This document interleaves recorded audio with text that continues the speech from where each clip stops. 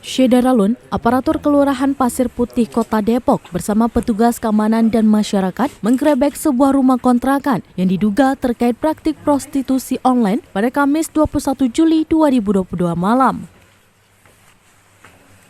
Kepala Seksi Pemerintahan dan Ketentraman Ketertiban Kelurahan Pasir Putih, Komarudin mengatakan penggerebekan ini bermula dari skenario penjebakan yang dibuat oleh komunitas Depok Bersatu. Salah satu anggota berpura-pura menjadi pelanggan melalui salah satu aplikasi percakapan. Kemudian aparatur dari Kelurahan Pasir Putih melakukan koordinasi dengan petugas Babinsa dan Babin Kamtibmas.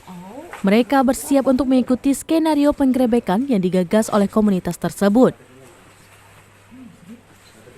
Komarudin mengatakan petugas keamanan, kelurahan serta komunitas tersebut menuju lokasi yang sudah disepakati, yakni rumah kontrakan di daerah Pitara, Pancoran Mas.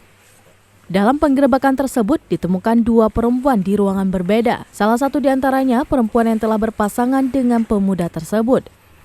Komarudin menuturkan perempuan yang berpasangan dengan pemuda komunitas itu ditemukan dalam kondisi tanpa busana. Kemudian ia dibawa ke kepolisian sektor atau Polsek Pancoran Mas.